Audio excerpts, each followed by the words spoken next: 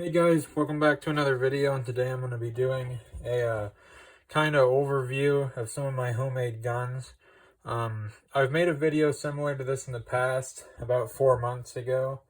I uploaded the first homemade gun video, and did really well. I got to about like 10,000 views, made it about like, I think 3 weeks, and then it got removed from YouTube. And so I'm going to make it very clear, I'm not showing how to build any guns in this video. I'm just showing some that I have built, but I am not showing how to build them. So let's get into it. So these are the 5 most complete guns. I have some other project ones, like here's, for example, here's a project gun that I'm still working on, and I've got a few more that are kind of in that stage where they're a work in progress, but these are the most complete ones. And some of these are pretty old. I built this one like 3 years ago, and then this one I think I built this one after this. This is the oldest one. This is the first one I ever built. But so these 3 here are 22s, and then these 2 here are 9mm. So I'm going to start off with the first one I ever built. So this is a pretty basic 22 pistol, and it still works pretty good. It still fires and everything.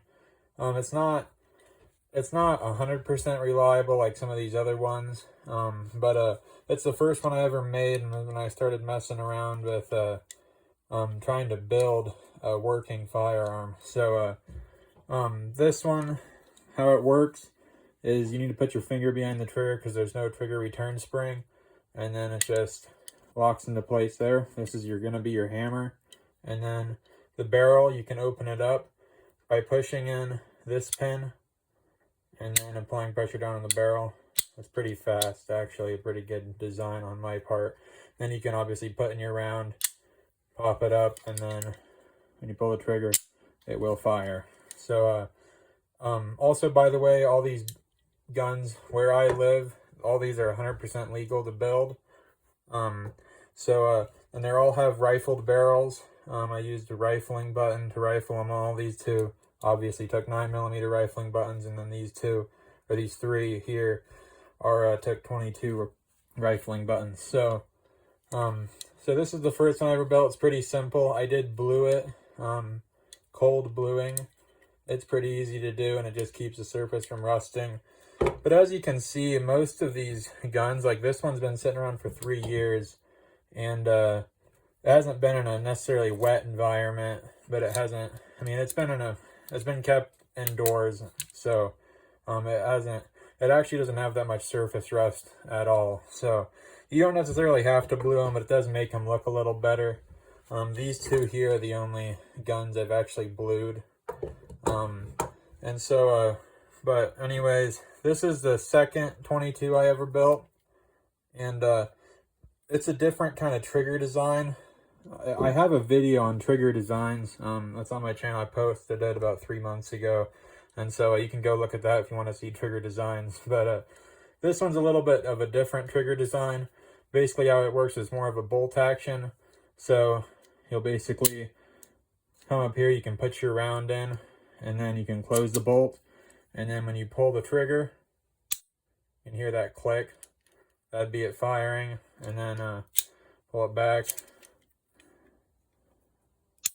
And then this one does not have an ejector, so you would have to manually eject the round with a rod. Same thing with this one. And so this one is definitely a lot more complicated trigger design. Like I said, I do have a video on my channel if you want to see how to design your own triggers and how I've designed some triggers. I do got that video still on YouTube as of the time of this video. So this one's a pretty it's a little more complicated of a trigger design, and the firing pin is a little more complicated.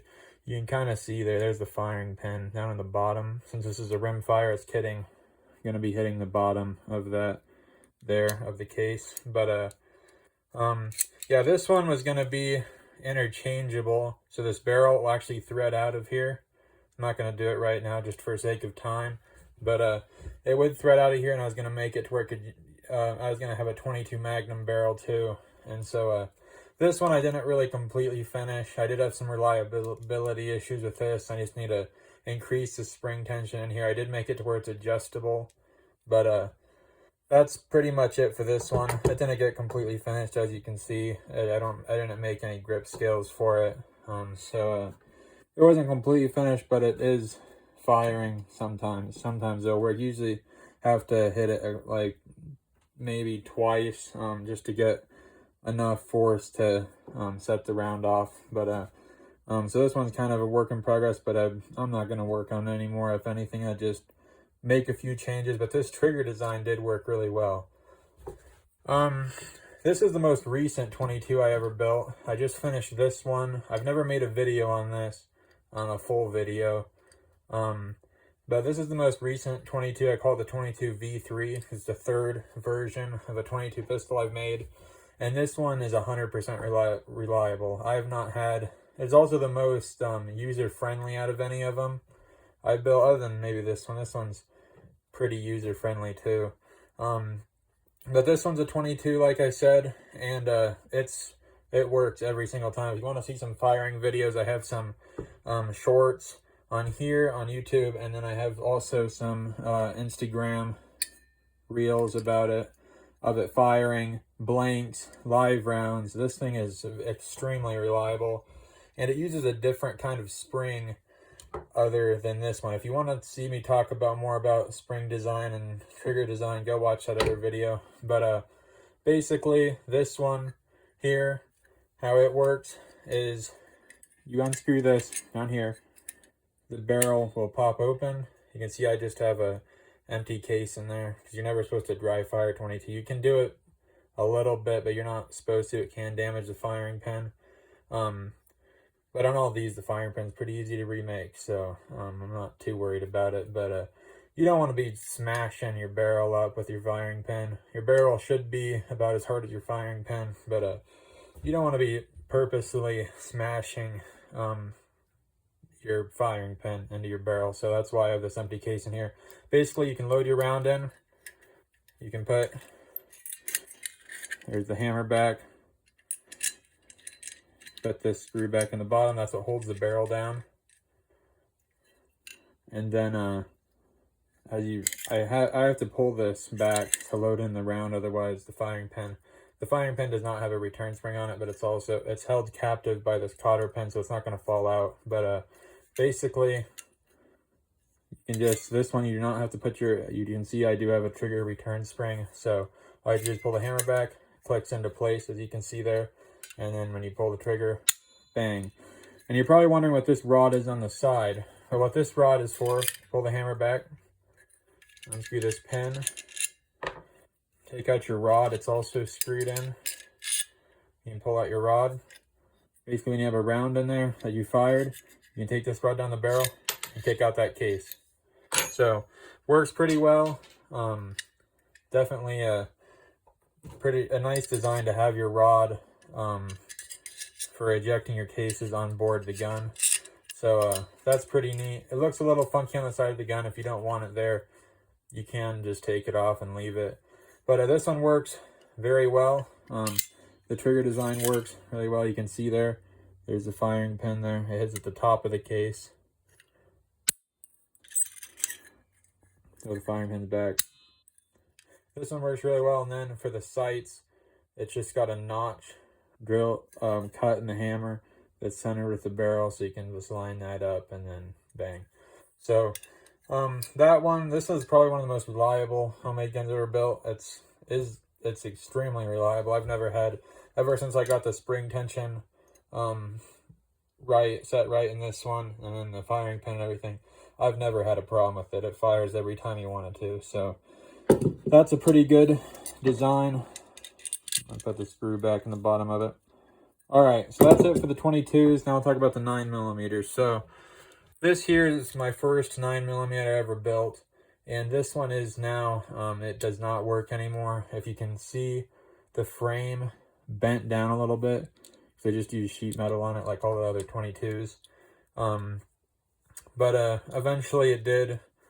I got probably, there is some old videos on my channel of this thing firing back before I bent this down, and you can see also where this pin goes through. It's all kind of wallered out, and then it's also cracked up here. So this gun, not really, I don't know if it's not safe to fire, but it also is because it doesn't work, because it is the frame's bent, so your firing pin actually doesn't even hit the round because the barrel's bent down out of alignment. So this one needs to be redesigned and redone. I could still use this barrel. The barrel's fine, but basically how this one worked is you can pull it back. Same kind of trigger design as this. Like I said, I have a video on trigger design if you want to see that. You can see in detail. I take them apart. I show you how they work. But this one here, basically like this one, basically you pull out this pin here. You can load in your round, close it back down, put the pin in, and you have the hammer back. This one does have a firing pin return spring, and then bang. So you can see the firing pin right there, since it's so far out of alignment, would hit the primer and boom. So this one's also got sights. You can see there. This one is actually decently accurate within 10 yards. None of these are great because obviously how I'm rifling my barrels with rifling buttons isn't the greatest. Some of these are decently accurate, but I don't have good enough sights on any of these to really, like, you know, precision shoot. These aren't made for precision shooting. I'm just messing around with them, and I just kind of do this for fun, and then for videos, obviously. But this, I mean, it's kind of stuck in there. But I made this little piece of wood that sticks in the bottom of the grip, and then you can keep some rounds in there. These are some cast bullets that I powder coated, that's why they're red. But you can keep about, what is that, 6 rounds. I think I can actually fit 7 all the way in here. You kind of got to stack them in there to fit the most, but that does, you can keep some ammo on the bottom of the grip. So that was something I did. It's just kind of neat. Obviously this gun doesn't work anymore, but I do plan on making some more 9mm and getting one that actually does work. But I gotta stack that back in there now to get that wood plate on. But anyways, that's that gun. And then the one you probably clicked on this video for is this. This is my bolt action 9mm, and it still does work actually pretty well. It is mag fed, takes Glock mags. You see there's the mag. It's got a magazine catch thing when you put your mag in. It does actually lock on the mag. You can't pull it out of there. You hit this. Very actually intuitive. The magazine release is right where your trigger finger is going to be when your finger is not on the trigger. And yeah, works really, really well. You can see here it does have some sights. You can do that if you want. But I did thread the barrel because I was making some muzzle brakes and stuff. And yeah, this one's pretty cool. How it works, obviously, is you load your mag up, put it in the gun, you pull your bolt back. See there's the chamber, there's your bolt and your firing pin. It does have a manual ejector. And then this is actually spring assisted forward. And so you don't actually have to follow it home. You can just, when you pull it back, put your round in, you can just let it go, and it'll basically charge itself, kind of like a semi-auto, but it's not semi-auto. So then when you pull the trigger, you can see, actually kind of see there through the spot for your bolt handle, you can actually see the spring work. So let me show you that again. You can see the spring back there, the springs, and then that's right there, that sliding spring, that's the firing pin return spring. And when I pull the trigger, the firing pin goes forward, obviously sets off your round. This one does have an extractor too, so it will extract its own round. It will eject, you can see the stationary ejector, and then it will feed another round, and this one's actually fairly reliable. I do have some shorts of firing this one as well. I think like 1 or 2 shorts. And maybe Instagram. I don't remember if I had anything on Instagram. It was so long ago. But I can make some more firing videos if you want to see that, but that's basically it for this one. Like I said, I do have another video up on YouTube of how the trigger designs. I basically break everything down, and I show you the internals of the triggers on all of these guns except this one, because this gun wasn't finished when that video was made. But this one, pretty cool. It's definitely probably one of the coolest things I've ever made. It looks pretty neat. It can take, you know, any Glock mag. You can put a 33 rounder in it. This is a Magpul 21 rounder. I just like it, the looks of it the best, because it's like flush with the grip. And then also, forgot to mention, the grip here is just hollow. You can actually fit another mag kind of up in there. It'll kind of hold it. And so that's pretty neat. So if you have another mag in the gun, once it's empty, you can put this one in, and then ready to go. So hope you guys like this video. If you do, obviously give it a like, and subscribe, because I'm always making more content. And I'll see you in the next one.